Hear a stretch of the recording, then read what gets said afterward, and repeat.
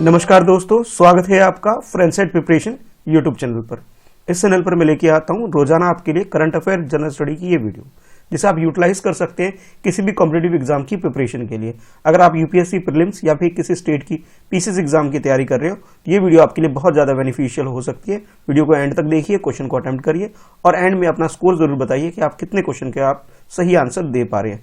और एंड में मैं आपसे कुछ क्वेश्चन भी पूछूंगा जो इस वीडियो से रिलेटेड होगा, तो उसके बारे में भी आपको बताना है। चलिए फिर स्टार्ट करते हैं। Which of the following statement about river Brahmaputra is correct? Brahmaputra नदी के बारे में आपसे क्वेश्चन पूछा जा रहा है और इसके रिगार्डिंग में आपके पास ये दो स्टेटमेंट दे दिए गए हैं। According to first statement, it originate from the Chemayungdung glacier, यानी कि इसके जो ओरिजिन प्लेस के बारे में आपसे बताया जा रहा है कि किस ग्लेशियर से ओरिजिनेट होती है, यानी स्टार्ट होती है, वो आपसे बोला जाए चेमांगयुंगडुंग ग्लेशियर से ये ओरिजिनेट होती है। सेकंड स्टेटमेंट में आपसे बोला जा रहा है it's tributary Teesta and Manas influence on the it's left bank, यानी कि तीस्ता और मानस के बारे में बोला जा रहा है जो कि इसकी ट्रिब्यूटरी रिवर है और इसके बारे में आपसे बताया जा रहा है कि इसके लेफ्ट बैंक से, यानी कि मान लीजिए ये रिवर है और ये इस डायरेक्शन में ये फ्लो कर रही है, तो आप ये समझ सकते हैं ये लेफ्ट साइड है और ये इसकी राइट साइड है। और तो इसके बारे में बोला जा रहा है कि ये लेफ्ट साइड से दोनों रिवर इसमें मिल जाती है, ऐसा आपसे बोला जा रहा है। तो ये दो स्टेटमेंट आपके सामने है, आपको बताना है कि करेक्ट स्टेटमेंट कौन सा है। ऑप्शन ए के अकॉर्डिंग फर्स्ट स्टेटमेंट करेक्ट है, ऑप्शन बी के अकॉर्डिंग सेकंड स्टेटमेंट करेक्ट है, ऑप्शन सी में आपसे बोला जा रहा है दोनों स्टेटमेंट करेक्ट है और ऑप्शन डी में बोला जा रहा है neither one not true. It means ये दोनों ही स्टेटमेंट गलत है। तो ओरिजिनेट कहां से होती है और उसके बाद ये इसके ट्रिब्यूटरी रिवर के बारे में आपको बताना है कि किस साइड से ये ब्रह्मपुत्रा रिवर में मिलती है, ये आपको बताना है इस क्वेश्चन में। तो इस क्वेश्चन की अगर करेक्ट आंसर की बात करें तो इसका जो फर्स्ट स्टेटमेंट है ये बात बिल्कुल करेक्ट दे रखी है आपको, यानी कि इसके अगर हम ओरिजिनेट की बात करें तो ये जो कि अभी आज के टाइम में जो तिब्बत है, तिब्बत से ओरिजिनेट होती है। हम लोग हमारी कंट्री में जो एक मानसरोवर यात्रा होती है जिस जगह से स्टार्ट होती है, उस एरिया के बारे में आपसे बताया जा रहा है। जो लोग जहां जाते हैं मानसरोवर यात्रा करना, उस ग्लेशियर से, यानी कि वहीं से ही इसे ओरिजिनेट होती है, जिसका जो चेमांगयुंगडुंग ग्लेशियर से ये स्टार्ट हो जाती है और उसके बाद ये तिब्बत चाइना से होते हुए हमारी कंट्री में अरुणाचल प्रदेश से एंटर करते हुए असम, फिर बांग्लादेश होते हुए आप कह सकते हो बे ऑफ बंगाल में ये मिल जाती है। अगर हम इसकी ट्रिब्यूटरी रिवर के बारे में बात करें तो दिबांग, लोहित, सियांग, बुरही, धीरिंग, तिस्ता और धानसरी, ये इसकी ट्रिब्यूटरी रिवर से ब्रह्मपुत्रा की। और अगर हम बात करें जो आपसे क्वेश्चन में बोला गया था, जिस दो तिस्ता और मानस के बारे में जो बोला गया, ये इसकी ट्रिब्यूटरी रिवर तो है बट इसके लेफ्ट साइड से नहीं बल्कि इसके राइट साइड से दोनों रिवर इसमें मिल जाती है। तो आप ये कह सकते हो कि सेकंड स्टेटमेंट हमारा गलत है, फर्स्ट स्टेटमेंट करेक्ट है। तो करेक्ट आंसर हमारा जो हो गया ऑप्शन ए हो जाएगा। With reference to Sikhism consider the following statement, इस क्वेश्चन में आपसे सिखिज्म के बारे में पूछा जा रहा है। अभी रिसेंटली गुरु नानक जी की जयंती थी, यानी गुरु पर्व था, इस वजह से ये क्वेश्चन आपके लिए इंपॉर्टेंट हो जाता है। और ये आपके पास जो तीन स्टेटमेंट है, इन तीनों स्टेटमेंट में से आपको चूज करना है कि करेक्ट स्टेटमेंट कौन सा है। तो अकॉर्डिंग टू फर्स्ट स्टेटमेंट, जिसमें आपसे बोला जा रहा है कि गुरु अर्जुन देव वाज द 10th सिख गुरु, गुरु अर्जुन देव के बारे में बोला जा रहा है कि ये जो सिख यानी कि जो सरदार लोगों की जो कम्युनिटी होती है, सिखिज्म जो होती है, उनके बारे में बोला जा रहा है ये 10th गुरु थे। ये फर्स्ट स्टेटमेंट में आपसे बोला गया। सेकंड स्टेटमेंट बोला गया कि द आदि ग्रंथ, जिसे हम गुरु ग्रंथ साहिब भी बोलते हैं, द आदि ग्रंथ वाज कंपोज्ड बाय द गुरु गोविंद सिंह, कि गुरु गोविंद सिंह जी ने इस बुक को, इस रिलीजियस बुक को कंपोज करने का काम किया था। ये आपसे सेकंड स्टेटमेंट में बोला जा रहा है।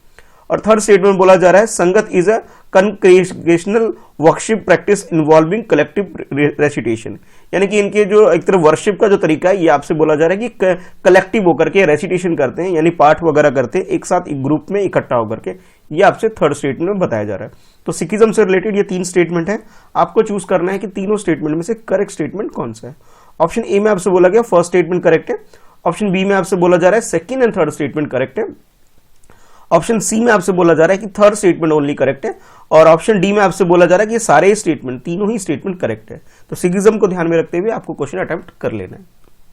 तो इस क्वेश्चन की अगर करेक्ट आंसर की बात करें, यानी कि सिखिज्म से रिलेटेड अगर हम बात करें, तो गुरु नानक देव जी, जिन्होंने इस कम्युनिटी को या फिर आप कह सकते हो इस रिलीजन को फाउंडेशन रखा था। और इनका जो बर्थ हुआ था 1459 में तलवंडी, जो कि पाकिस्तान में आज के टाइम पे लाहौर में एक विलेज है, वहां पे इनका जन्म हुआ था, आप कह सकते हो। बाद में इस जगह का नाम नानक साहिब भी बोला जाता है। और बाद में ये बोला जाता है कि ये जो इन्होंने जो स्टार्ट किया था तो इसमें 10 गुरु हुए थे, ठीक है, एक एक करके ऐसे 10 गुरु हुए थे। और इन 10 गुरु ने, यानी कि जितने भी 10th गुरु थे, यानी कि फर्स्ट सेकंड थर्ड ऐसे करके 10th गुरु, इनकी जो भी वाणी थी उनका कंपाइलेशन ही हम गुरु ग्रंथ साहिब बोलते हैं। और गुरु ग्रंथ साहिब का जो एक्चुअल नाम है वो नाम है आदि ग्रंथ साहिब, इनका नाम है, लेकिन हम लोग यूजली जो इसको बोलते हैं गुरु ग्रंथ साहिब बोलते हैं। इसके कंपाइलेशन का अगर हम काम के बारे में बात करें तो इसे गुरु अर्जुन देव ने किया था, जो कि 1563 से लेकर 1606 के बीच में इनका टाइम पीरियड था, ठीक है, ये इन्होंने काम किया था। लेकिन जब आपके लिए क्वेश्चन में बोला गया कि भी इसके जो कंपाइलेशन का काम गुरु के बारे में बताया जा रहा है कि ये काम गुरु गोविंद सिंह जी ने किया था, जबकि ये गुरु गोविंद सिंह जी ने नहीं किया था इसका काम, इसे गुरु अर्जुन देव जी ने इस काम को किया था। और इसके अलावा जो आपसे बोला जा रहा है अर्जुन देव के बारे में बोला जा रहा है 10th गुरु है। 10th गुरु ये नहीं थे, बल्कि गुरु गोविंद सिंह जो थी वो इसके 10th गुरु थे। तो आप ये कह सकते हो इस तरह से क्वेश्चन में जो फर्स्ट स्टेटमेंट आपको गलत दे रखा है और सेकंड स्टेटमेंट भी आपको गलत दे रखा है।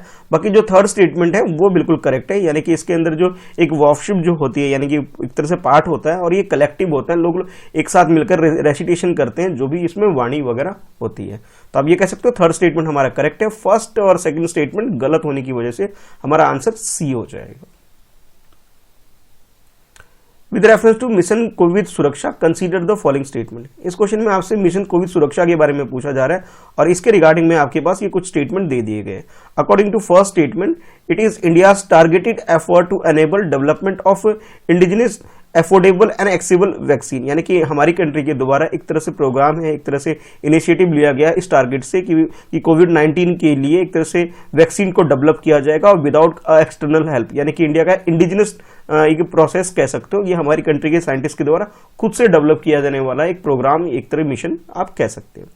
सेकेंड स्टेटमेंट में बोला जा रहा है it will be implemented by the mission, ये जो मिशन इसे इंप्लीमेंट करने का जो काम कर रही है वो कर रही है ministry of health and family welfare, यानी कि ये जो वैक्सीन को डेवलप करना और के रिगार्डिंग में जो काम किया जा रहा है ये आपसे बताया जा रहा है कि एक मिनिस्ट्री जो है वो हेल्थ एंड फैमिली वेलफेयर इससे रिलेटेड है।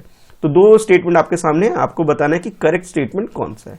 तो according to option A first statement correct है, ऑप्शन बी के अकॉर्डिंग सेकंड स्टेटमेंट करेक्ट है, ऑप्शन सी की बात करें तो इसमें दोनों ही स्टेटमेंट आपको करेक्ट दे रखे, और ऑप्शन डी में आपसे बोला जा रहा है neither one not two, it means ये दोनों ही स्टेटमेंट गलत है। तो करेक्ट स्टेटमेंट आपके अकॉर्डिंग क्या है, क्वेश्चन को अटेम्प्ट कर लीजिए।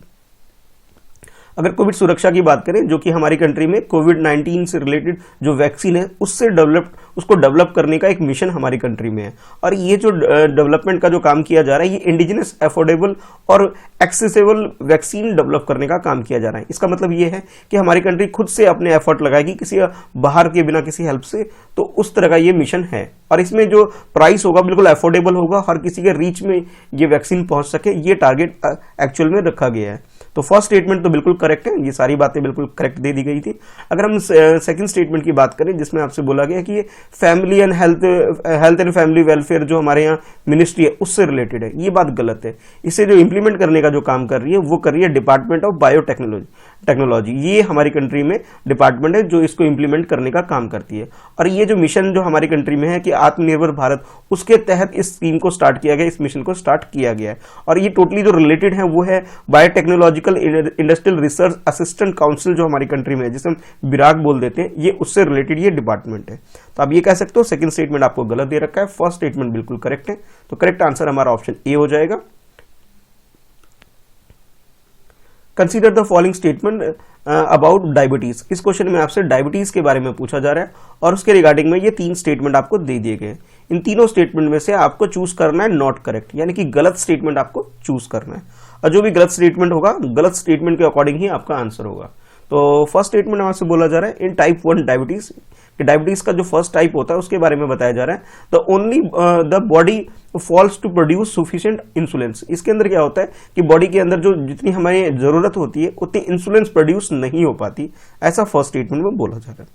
सेकंड स्टेटमेंट में बोला जा रहा है इन टाइप 2 डायबिटीज, यानी कि सेकंड टाइप का जो डायबिटीज होता है उसके बारे में आपको बताया जा रहा है कि although the body produce insulin the cell do not respond to it. इसमें जो इंसुलिन जिसकी हमें जरूरत होती है बॉडी के अंदर वो तो प्रोड्यूस हो जाता है बॉडी के द्वारा, लेकिन उससे रिलेटेड जो सेल होते हैं वो इसके रिस्पॉन्ड नहीं कर पाते हैं, जो जरूरत होती है रिस्पॉन्स करने की वो रिस्पॉन्स नहीं हो पाता। ये सेकंड टाइप ऑफ डायबिटीज होता है।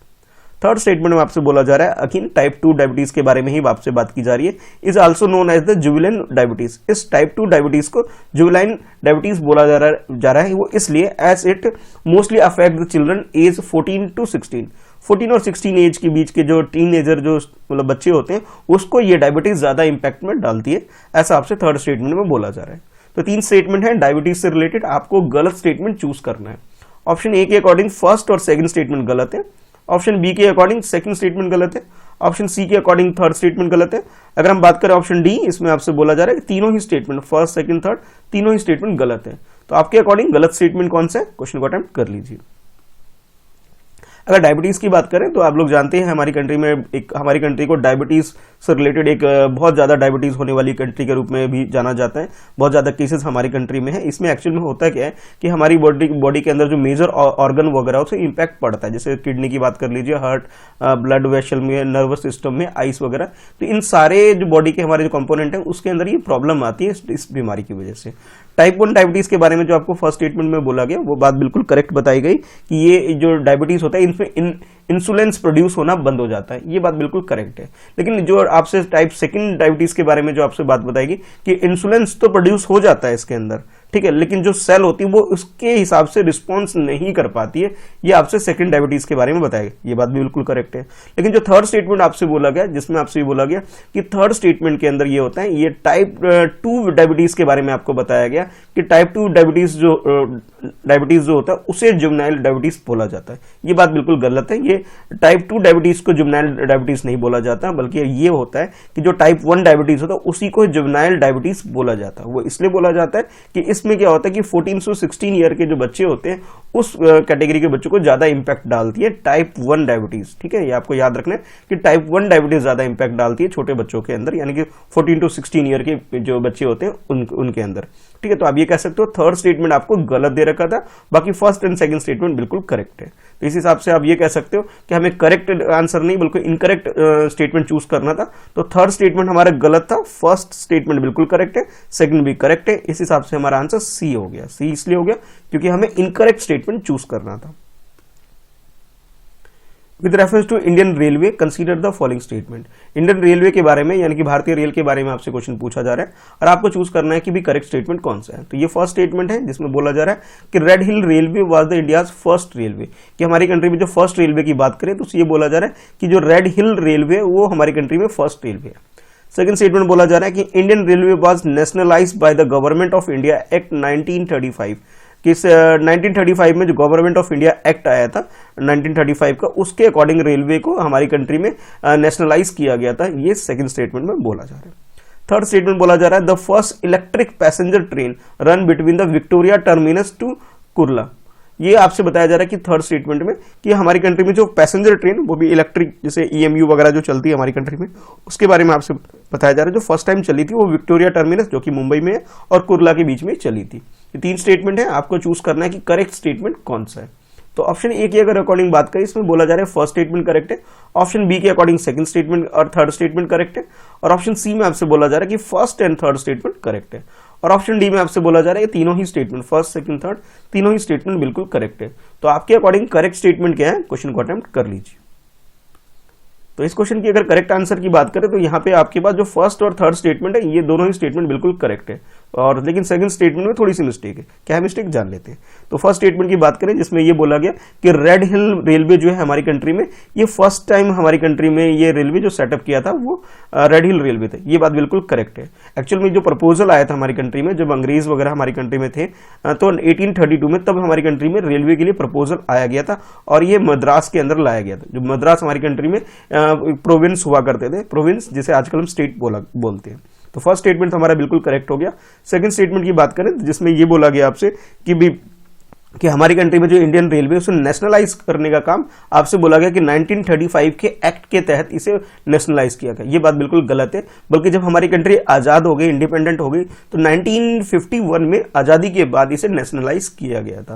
तो आप ये कह सकते हो सेकंड स्टेटमेंट गलत है। बाकी थर्ड स्टेटमेंट में आपसे बताया जा रहा है कि जो हमारी कंट्री में जो फर्स्ट पैसेंजर ट्रेन, वो भी इलेक्ट्रिक पैसेंजर ट्रेन की अगर हम बात करें कि कहाँ से कहाँ तक चली थी, तो ये विक्टोरिया टर्मिनस टू कुर्ला, दोनों ही मुंबई के अंदर ये प्लेस है, इसके बीच में ये ट्रेन चली थी। और कब चली थी? 1925 के अंदर ये ट्रेन चली थी। तो करेक्ट आंसर हमारा ऑप्शन सी हो जाता है, फर्स्ट और थर्ड स्टेटमेंट करेक्ट होने की वजह से। बाकी आप लोग जानते हैं कि 1853 में अप्रैल में हमारी कंट्री में फर्स्ट ट्रेन जो चली थी वो बोरीबंदर, मुंबई से और थाने के बीच में, जैसे हम लोग ऐसे भी बोलते हैं ना, मुंबई और थाने के बीच में फर्स्ट रेलवे हमारी चली थी, वो 1853 में चली थी। ठीक है, वो भाप वाली कह सकते हो आप, लेकिन जो इलेक्ट्रिक ट्रेन की अगर हम बात करें वो 1925 में चली थी, और वो भी मुंबई के अंदर दो प्लेस है, वो आपको याद रखना है, विक्टोरिया टर्मिनस और कुर्ला के बीच में। तो आप ये कह सकते हो करेक्ट आंसर हमारा सी हो गया। तो आज की इस वीडियो में इतना ही है। आपको कमेंट करके ये बताना है कि हमारी कंट्री में जो गुड्स ट्रेन है, यानी कि जो मालगाड़ी जो है, ये फर्स्ट टाइम कब चलाई गई थी, इसके बारे में आपको बताना है। और करंट टाइम पे हमारी कंट्री में रेलवे मिनिस्टर कौन है, इसके बारे में भी आपको बताना है। ठीक है, आज के लिए इतना ही है। वीडियो को लाइक करिए, अपने दोस्तों में शेयर करिए, और अगर आप अभी तक आपने चैनल सब्सक्राइब नहीं किया तो चैनल सब्सक्राइब कर लीजिए, ताकि आपको आने वाली वीडियो की नोटिफिकेशन रिसीव हो सके जब आप बेल आइकन प्रेस करेंगे। ठीक है।